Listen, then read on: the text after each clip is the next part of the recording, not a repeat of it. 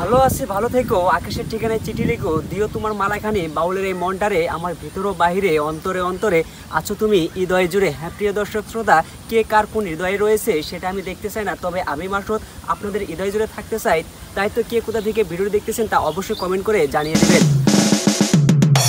একটা ঘাট এত কথা কিভাবে গুছিয়ে রাখে, এত পদ্মডিগির ঘাট যার বুকে হয়েছে হাজারো বুকের ছাপ। হ্যাঁ প্রিয় দর্শক শ্রোতা, এখানে পদ্মডিগির ঘাট না, রয়েছে মনপুরার ঘাট। আমি বলছি আমাদের এই মনপুরা ঘাটের কথা, বাকি কথা থাকতেছে আমাদের ভিডিওর প্রতিবেদনে।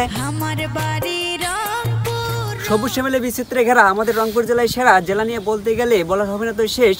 রংপুর জেলায় 8টি থানা, তারই মধ্যে আমাদের কাউনিয়া থানায় বেস্ট সম্মানিত সুধী, শহরে কিংবা বাইরে কিংবা শহরে কিংবা এই অনলাইনের জগতে মোবাইলের স্ক্রিনে গরমের ভিড়ে যে যেখান থেকে যে অবস্থায় মনপুরা ঘাটের মাঝি যে যেখান থেকে যেভাবে আমাদের ভিডিওটি দেখতেছেন সবাইকে জানাই সাদর সম্ভাষণ।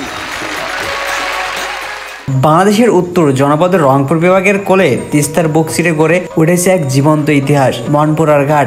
পাশেই রয়ে চলেছে অপরুদ্ধ স্রোতস্বর্ণী তিস্তা নদী, আর সামনে দিগন্ত জোড়া জেগে থাকা বটতলা বাজার।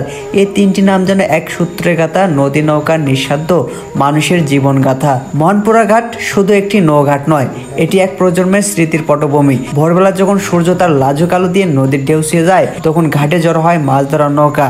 তিস্তা নদীর জীবনের রক্তধারা। তিস্তা শুধু একটি নদী নয়, এটি এই এলাকার মানুষের ভালোবাসা, বেদনা আর সংগ্রামের প্রতিচ্ছবি। বর্ষায় যখন নদী খেলাপি রূপ নেয়, তখন মনপুরা ঘাট রূপ নেয় এক যুদ্ধক্ষেত্র। আর শীতকালে নদী হয়ে ওঠে শান্ত, কোমল, সিদ্ধ, ঠিক যেন মায়ের কোলে ঘুমিয়ে থাকা শিশু। বটতলা বাজার গ্রামীণ প্রাণকেন্দ্র। তিস্তার ধারে গড়ে ওঠা এই বাজারটির নাম বটতলা বাজার, কারণ এর কেন্দ্রে দাঁড়িয়ে আছে এক বিশাল প্রাচীন বটগাছ। তবে এই বটগাছের নিচে তেমন কোনো বাজার নেই, শুধু রয়েছে একটি দোকান। কিন্তু তার সামনে রয়েছে তপুকুল বাজার। সেখানে মিলবে শাকসবজি, মাছ, চাল ডাল থেকে শুরু করে হাঁস মুরগি, কৃষি উপকরণ সবকিছুই মেলে ওইখানে। এই এলাকার প্রাণ, এই অঞ্চলের মানুষ যেন পরিশ্রমী, তেমনি অতিথি আপ্যায়ন। তিস্তার পানি যাদের দেহে ভেজায় তাদের মনও থাকে সরল, শান্ত আর পরিপূর্ণ।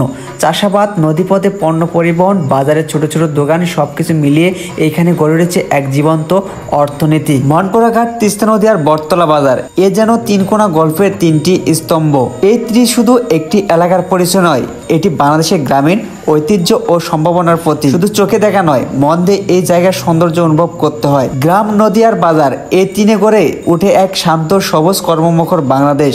মনপুরা ঘাট তার প্রমাণ। প্রিয় দর্শক, আমরা এখন অবস্থান করতেছি রংপুর জেলার কাউনিয়া উপজেলায় গদা এলাকায় তিস্তা নদীর কোল ঘেঁষে গড়ে ওঠা মনপুরা ঘাটে। এই ঘাটের নাম শুনলেই এলাকার মানুষের মুখে ফুটে এক ধরনের আবেগ, আর চোখে ভেসে ওঠে শত গল্পের স্মৃতি। তিস্তা নদী যেমন উত্তর অঞ্চলের রক্তনালী, মনপুরা ঘাট তেমনি এলাকার প্রাণকেন্দ্র। ভোরবেলা এখানে জেলে আসে জাল ফেলতে, দুপুরে কৃষক আসে পানি নিতে, আর বিকালে যুবক যুবতীরা আসে স্বপ্ন দেখতে। এই মনপুরা ঘাটে শুধু মানুষ আসে না, আসে স্মৃতি। চায়ের কাপের ধোয়ার সঙ্গে মিশে যায় প্রেম, রাজনীতি, এলাকার ইতিহাস। কারো ভাই মাইগ্রেশন দিচ্ছে বিদেশে, কারো ভাই পাকা ধান গড়ে তুলছে, সব আলোচনা এই বটতলা চায়ের টেবিলে। তাই তো বলতেছি, কে কোথা থেকে ভিডিওটি দেখতেছেন তা অবশ্যই কমেন্ট করে জানিয়ে দিবেন এবং এই ছোট ভাইয়ের পেজটার সঙ্গে যুক্ত হয়ে যাবে। সবাই ভালো থাকবেন, সুস্থ থাকবেন, আল্লাহ হাফেজ।